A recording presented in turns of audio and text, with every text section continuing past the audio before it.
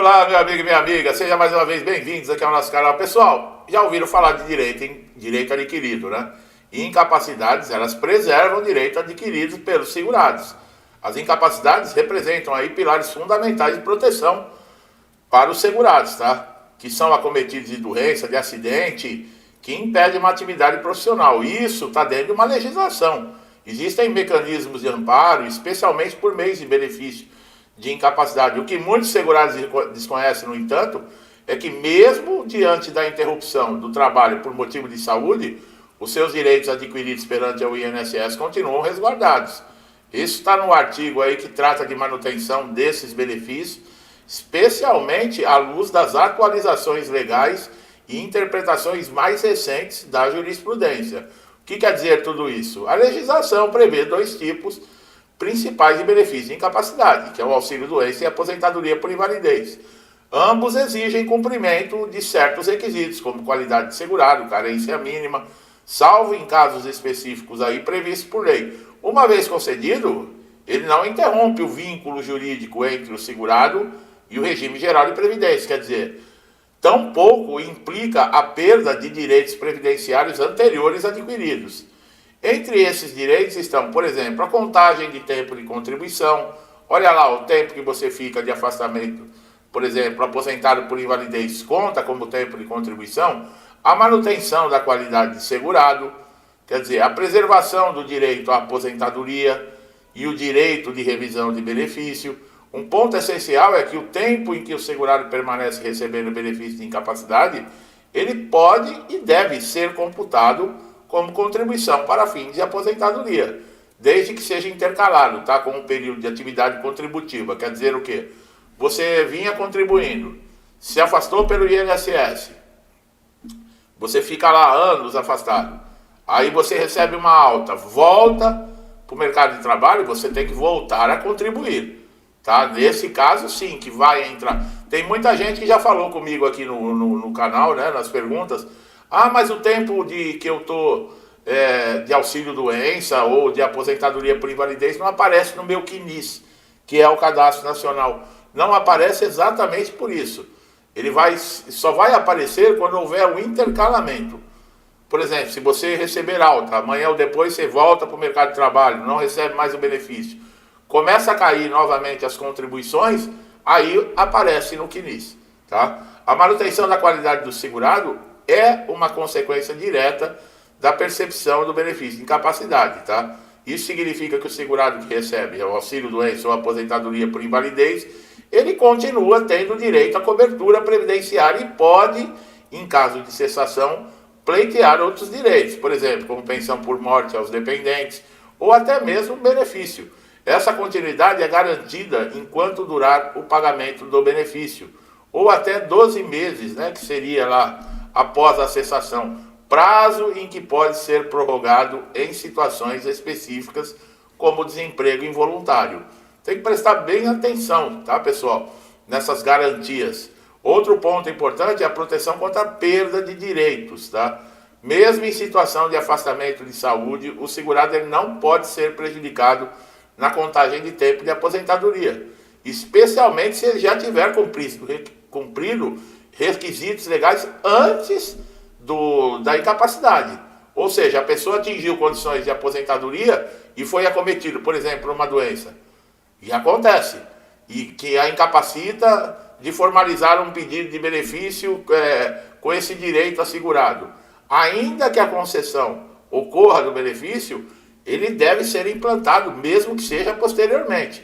O mesmo raciocínio se aplica ao direito à revisão. Se, por exemplo, o segurado perceber um erro no cálculo da aposentadoria ou constatar omissão de algum tempo contributivo, ele poderá requerer uma revisão administrativa ou judicial, mesmo estando afastado do trabalho por incapacidade. Olha lá, a condição de saúde ela não impede o exercício, tá, de petição nem a defesa dos seus direitos, já incorporados no patrimônio jurídico do segurado. Além disso, o beneficiário por incapacidade não implica em renúncia em direitos futuros, tá? Muitos segurados acreditam que ao se aposentar por invalidez, perdem direito, por exemplo, de migrar para uma outra aposentadoria mais vantajosa, como aposentadoria por tempo de contribuição, Contudo, decisões judiciais recentes têm reconhecido a possibilidade da desaposentação, ou seja, a troca de aposentadoria por uma outra mais vantajosa, né? Desde que haja base legal e interesse comprovado do segurado. Eu já falei que pode ser feito, né? Inclusive eu falava aí com relação a aposentados por invalidez que ficavam passando toda hora por convocação de pentino. Dá uma olhadinha, tem gente que já está há tantos anos trabalhando que às vezes já tem direito.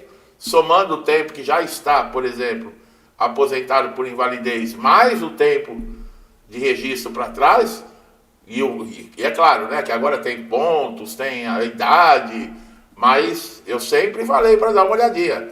A jurisprudência também tem reconhecido a incapacidade em determinadas situações que pode acelerar o reconhecimento desses direitos. Um exemplo é o benefício assistencial, o LOAS, tá? O BPC, que pode ser concedido a pessoas com deficiência em situações de vulnerabilidade social. Embora não seja um benefício contributivo, tá?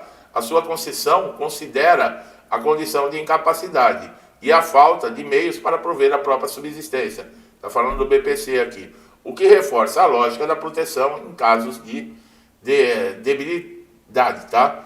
Outro fator relevante é respeito aos reflexos trabalhistas e previdenciários da estabilidade do segurado doente. O trabalhador, por motivo de doença, ele não pode ser dispensado arbitrariamente durante o período da percepção do benefício. E, em muitos casos, conta com estabilidade provisória após o retorno ao trabalho. Isso fortalece a ideia de que a incapacidade ela não suspende os direitos. Olha lá, pessoal. Ficar de olho nisso, tá? A reforma da Previdência, né, na Emenda Constitucional 103 de 2019, muitas regras de transição e novas exigências foram introduzidas. No entanto, direitos adquiridos antes da reforma foram expressamente preservados, tá? Assim, o segurado que preencheu os requisitos para aposentadoria antes da vigência da lei, ele manteve o direito, mesmo que seja recebendo o benefício por incapacidade quando fizer o requerimento de aposentadoria. Olha lá. Importante lembrar que os segurados devem estar atentos a datas das documentações comprobatórias dos seus direitos.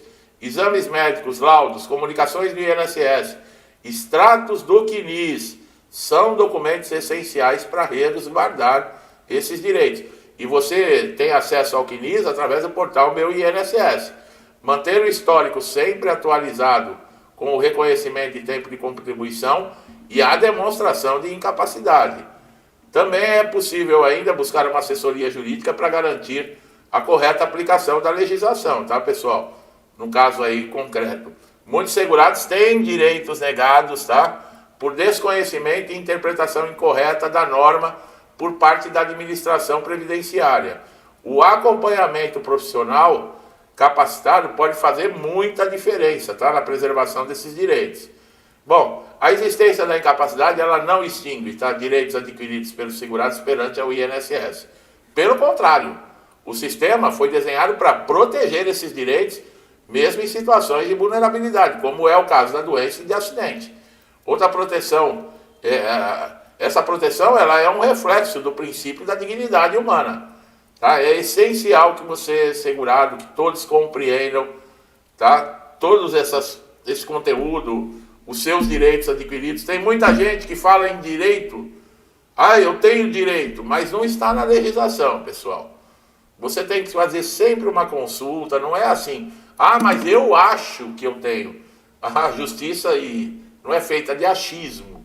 Achar é uma coisa. Tem gente que briga comigo aqui, que já quase me ofendeu, porque eu falei, né, que a aposentadoria por invalidez, na época, o benefício de incapacidade total e permanente não era vitalício. A pessoa, não, é vitalício, o meu é código 32. O código 32 é porque é para sempre. Eu fiquei quieto, né?